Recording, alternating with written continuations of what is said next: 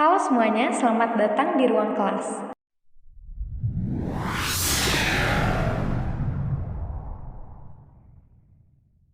Di episode kali ini, kita akan berlatih mengerjakan soal ujian sekolah Bahasa Indonesia kelas 9 SMP.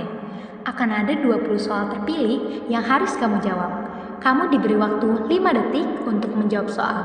Siap? Nomor 11. Suatu ketika kamu memperlihatkan sebuah karya seni buatanmu kepada temanmu. Ketika itu juga temanmu langsung memberikan kritikan terhadap hasil karya senimu itu. Ucapan apa yang tepat untuk menanggapi kritikan temanmu itu? A. Memang saya masih belajar. B.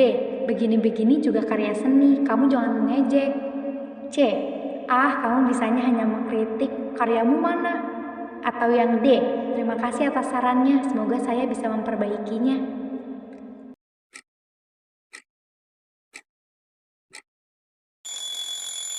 Jawabannya adalah D. Terima kasih atas sarannya, semoga saya bisa memperbaikinya. Ketika seseorang memberikan kritikan atau saran mengenai karya kita, penting untuk menunjukkan apresiasi dan rasa terima kasih. Dengan memberikan ucapan terima kasih dan harapan untuk memperbaiki karya tersebut, menunjukkan bahwa kita terbuka untuk meningkatkan kemampuan dan menerima kritik secara konstruktif. Ini juga dapat mempertahankan hubungan yang baik dengan teman yang memberikan kritik. Jawaban B dan C tidak etis dan menunjukkan ketidakmatangan emosional, sedangkan jawaban A terlalu singkat tanpa menunjukkan apresiasi terhadap kritik yang diberikan. Soal nomor 12. Orang yang melakukan penyuntingan disebut A. Penulis, B. Editor, C. Sutradara, atau yang D. Penyunting.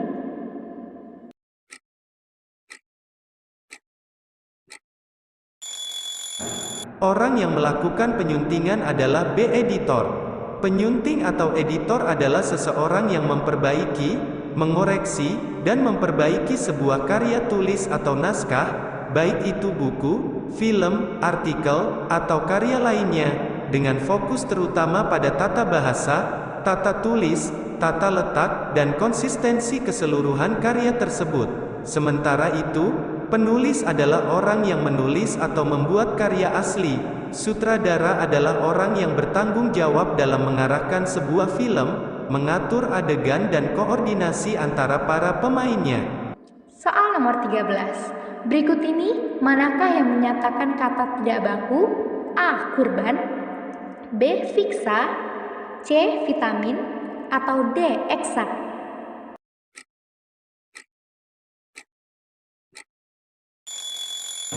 Jawabannya adalah B.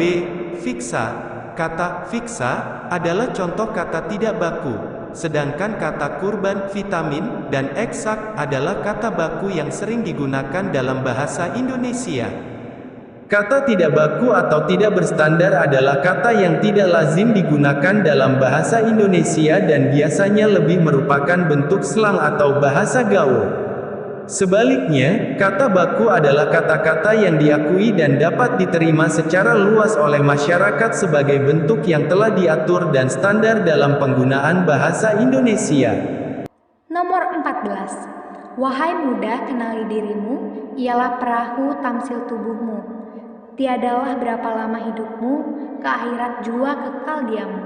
Tema syair di atas adalah A. Percintaan, B. Agama, C. Kiasan, atau D. Sejarah.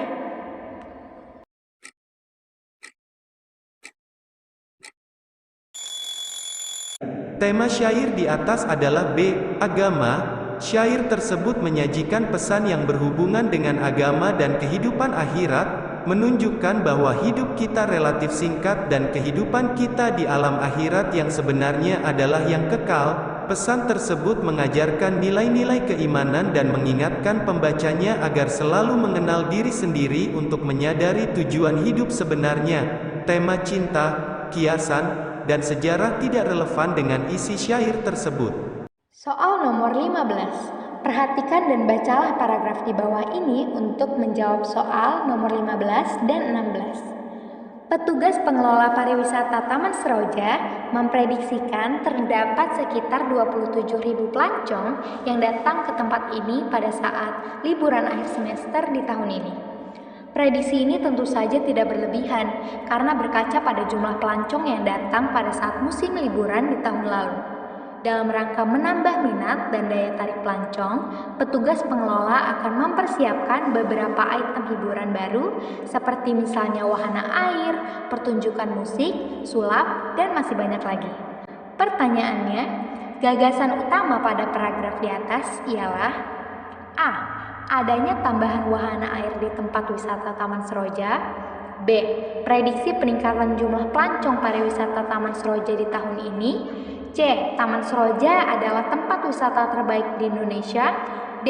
Beberapa wahana baru Taman Seroja akan menarik minat para pelancong. Atau yang E. Pertunjukan sulap adalah hal yang paling menarik.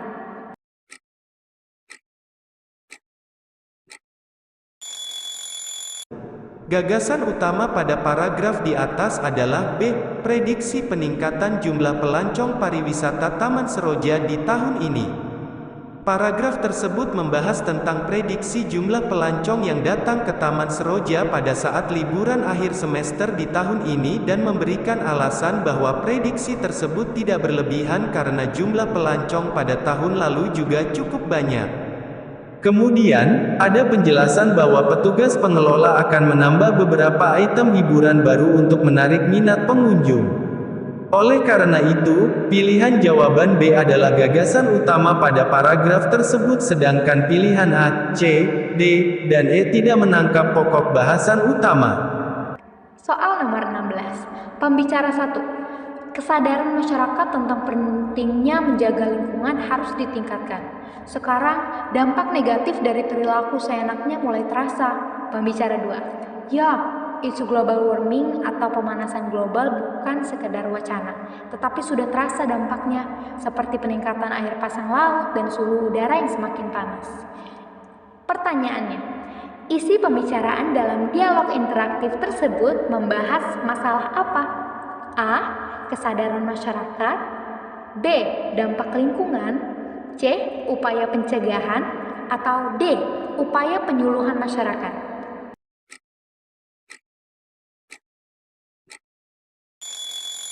Isi pembicaraan dalam dialog interaktif tersebut membahas masalah B. Dampak lingkungan. Pembicaraan dalam dialog interaktif tersebut membahas mengenai dampak buruk yang ditimbulkan akibat kurangnya kesadaran masyarakat dalam menjaga lingkungan. Pembicara 2 menyebutkan contoh dari dampak lingkungan yang telah terjadi akibat pemanasan global seperti peningkatan air pasang laut dan suhu udara yang semakin panas. Oleh karena itu, pilihan jawaban B, dampak lingkungan adalah jawaban yang paling tepat. Pilihan A, C, dan D tidak mencerminkan inti dari pembicaraan dalam dialog. Nomor 17. Apabila beberapa orang berkumpul mengadakan tukar pikiran untuk memecahkan masalah yang dialami bersama, bentuk pertemuan tersebut disebut A. Seminar. B. Pertemuan. C. Rapat khusus. Atau D. Diskusi kelompok.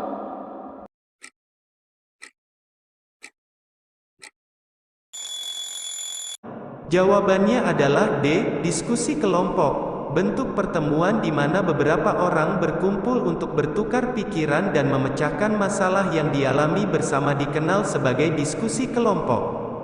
Diskusi kelompok merupakan bentuk pertemuan informal di mana para peserta berbagi gagasan, pandangan, atau pengalamannya mengenai topik tertentu untuk mencapai tujuan tertentu seperti memecahkan masalah atau mencari solusi bersama. Sementara itu, seminar adalah bentuk pertemuan formal yang dihadiri oleh sejumlah peserta yang berfokus pada topik atau isu tertentu yang dibahas oleh pembicara terlatih dan atau ahli dalam bidangnya. Pertemuan dan rapat khusus tidak cukup spesifik dan umumnya mencakup berbagai bentuk pertemuan. Nomor 18. Tujuan yang ingin dicapai seseorang ketika membaca, memindai sebuah teks atau wacana adalah A. Mengetahui topik atau gagasan dari suatu teks atau wacana. B. Mengetahui informasi khusus secara cepat tanpa membaca keseluruhan. C. Mengetahui pendapat seseorang secara umum. Atau yang D. Memahami dan menemukan informasi dari suatu bacaan.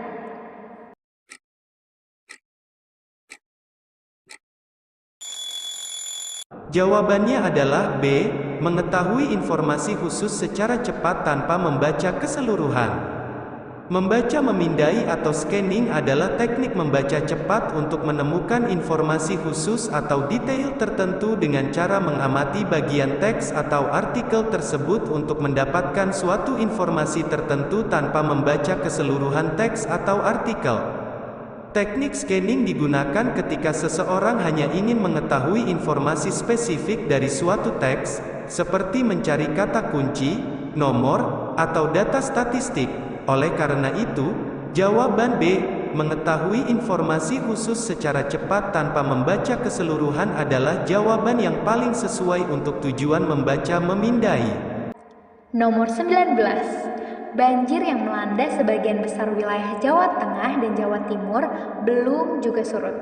Rumah-rumah masih tergenang air setinggi 0,5 sampai 1,5 meter. Para penduduk terpaksa ditampung di tempat-tempat pengungsian darurat yang jumlahnya sekarang sudah mencapai puluhan ribu orang. Pertanyaannya, laporan tersebut menyampaikan peristiwa apa ya? A. Banjir di Jawa Tengah dan Jawa Timur. B. Nasib penduduk yang terkena banjir. C. Rumah-rumah tergenang banjir. Atau D. Para penduduk mengungsi ke tempat aman.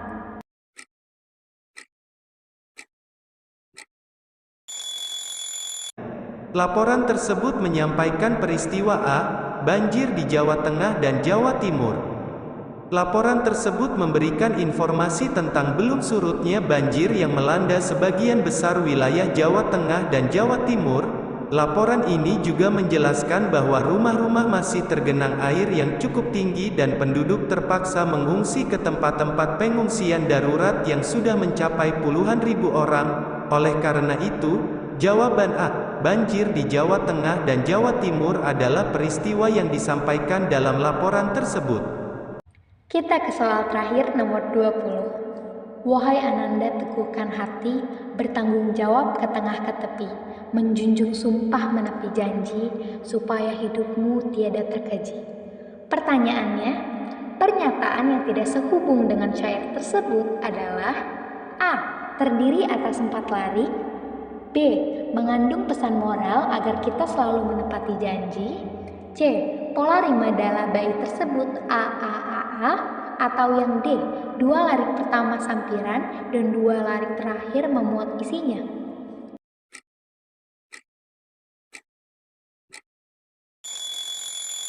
Pernyataan yang tidak sehubungan dengan syair tersebut adalah C.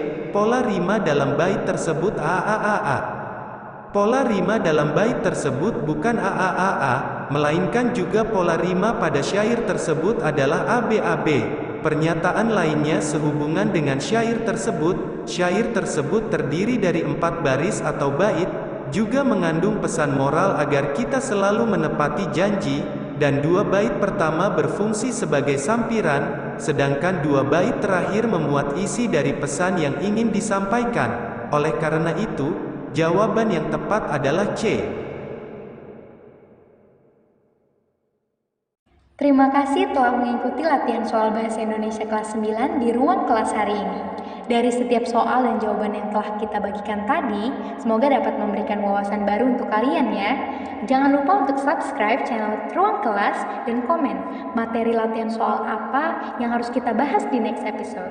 Sampai jumpa di episode Ruang Kelas berikutnya. Tetap semangat belajar!